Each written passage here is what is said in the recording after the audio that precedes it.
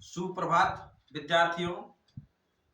आज हम लोग 7वीं कक्षा का जो है एक छोटा सा टॉपिक लिए हैं, रेखा एवं कोण।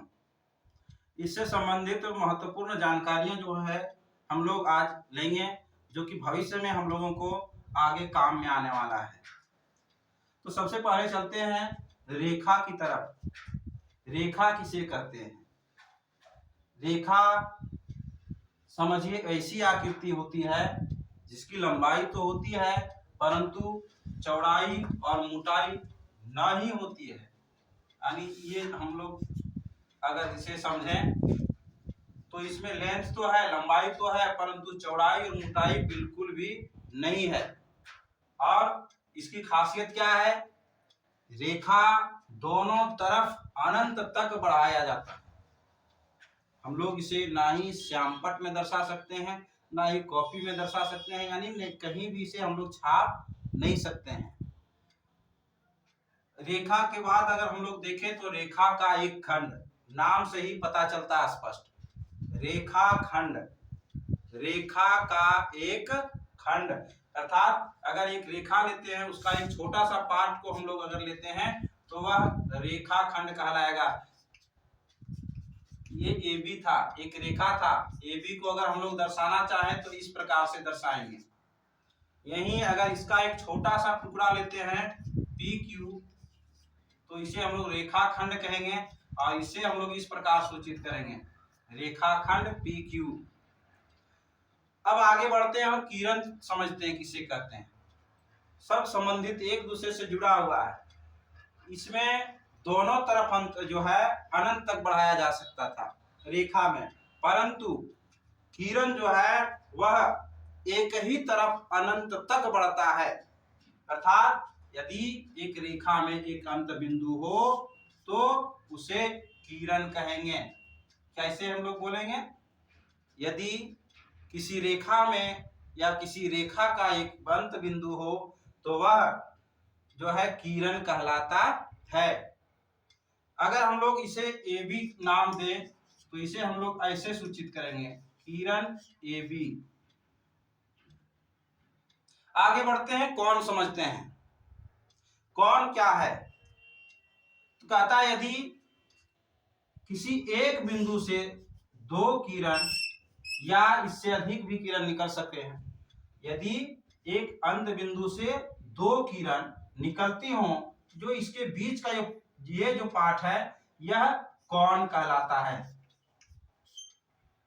यह कोण कहलाता है। इसे हम लोग थीटा से सूचित करते हैं। अगर नाम लिखने की जरूरत पड़े तो जो जिस बिंदु से किरण निकला है उसे हम लोग बीच में रखेंगे, बाकी अन्य जो दो बिंदु हैं उधर एक को इधर लगा देंगे, एक को इधर लगा देंगे और कोण को सूचित करते हैं इससे। तो ये हो गया कोण। अब कोण में कई प्रकार के जो है कोण पाए जाते हैं, कई प्रकार के कोण होते हैं। जैसे कुछ हम लोग समझने का प्रयास करेंगे। न्यून कोण कहता है, न्यून कोण किसे कहेंगे हम लोग? जिस कोण का जो मान होता है, जिस कोण का मान 90 डिग्री से कम और 0 डिग्री से अधिक, अर्थात देखिए एक बिंदु पर चारों तरफ जो है किसी बिंदु पर 360 डिग्री का कोण बनता है। कितना डिग्री का कोण बनता है? 360 डिग्री का। परंतु यदि कोई कोण 30 डिग्री का है, अर्थात वह जो है 0 से अधिक है और 90 से कम है, तो वैसे कोण को हम लोग न्यून कोण का नाम देंगे। इसको लिख सकते हैं, जिस कोण का मान 0 डिग्री से अधिक एवं 90 डिग्री से कम का होता है उस कोण को न्यून कोण कहते हैं। समकोण, तो समकोण जो है वो जो कोण परफेक्टली एकदम जो है 90 डिग्री का होता है, जो कोण बिल्कुल एकदम 90 डिग्री का होता है उस कोण को हम लोग समकोण का नाम देते हैं। इसको हम लोग समकोण का नाम देंगे। यहां इस कोण को हम लोग क्या नाम दिए? जो 0 से अधिक और 0 डिग्री से अधिक और 90 डिग्री से कम अगर रहता है तो उसे न्यून कोण कहते हैं। इसे हम लोग न्यून कोण का नाम दिए, इसे हम लोग समकोण का नाम दिए। अगला अधिक कोण। अधिक कोण किसको कहते हैं? जब जो है कोण 90 डिग्री से अधिक हो, और ये देखिए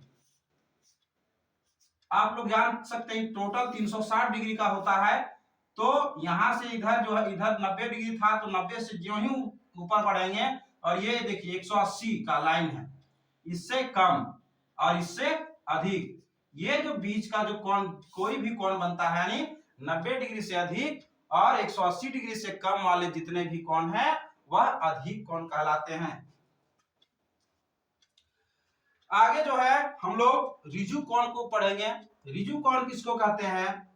तो जिस कोण का मान एकदम 180 डिग्री का परफेक्ट एकदम जो है 180 डिग्री का हो, जैसे ये देखिए एक बिंदु है अगर यहाँ पर ये, तो एक साइड का जो पूरा कोण है वो 180 डिग्री का होता है, तो इसे हम लोग ऋजु कोण कह सकते हैं। इसे हम लोग ऋजु कोण कहेंगे। इसी प्रकार 180 से अधिक और पूरा 360 जब पूरा हो जाए उससे कम, 180 से अधिक अर्थात यहां से अगर कहीं भी इधर कोण बनता है, ये जो कोण बनेगा मान लो कि ऐसे अगर बनता है तो ये प्रतिवर्ती कोण कहलाएगा। 180 से अधिक और 360 डिग्री से कम वाले जो कोण बनते हैं वह कोण प्रतिवर्ती कोण कहलाएगा। जैसे अगर ये कोण हम लोग लेते हैं जो इस प्रकार से बना है, तो ये जो कोण बना, ये जो थीटा बना, इसे हम लोग प्रतिवर्ती कोण का नाम देंगे, प्रतिवर्ती कोण। इस प्रकार से अब जब पूरा कोण बन जाता है, संपूर्ण कोण उसको नाम देते हैं, अर्थात एक चक्कर पूरा लगाने के बाद फिर से जो है एक दूसरा किरण यहीं से जाता हो, तो ये जो कोण बना वो 360 डिग्री का कोण बनता है और इसे संपूर्ण कोण कहेंगे, संपूर्ण कोण कहेंगे।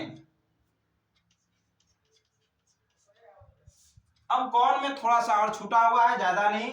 पूरक कोण और संपूरक कोण आज समझेंगे और इस क्लास को यहीं समाप्त करेंगे। पूरक कोण, पूरक कोण किसे कहते हैं? कहता है वैसे दो कोण, वैसे दो कोण जिनके मापों का योग, जिनके मापों का योग 90 डिग्री का होता है, 90 डिग्री का होता है, उस कोण को, उस कोण को पूरक कोण कहते हैं, पूरक कोण कहते हैं। अर्थात कोई भी दो कोण जोड़ने के बाद यदि 90 डिग्री आता है, कोई भी दो कोण है अगर जोड़ने के पश्चात 90 डिग्री आता है, तो दोनों कोण जो है वह एक दूसरे के पूरक कोण कहलाते हैं। 90 डिग्री का होता है, परस्पर एक दूसरे के पूरक कोण हम लोग लिख सकते हैं, परस्पर एक दूसरे के, एक दूसरे के पूरक कोण कहलाते हैं।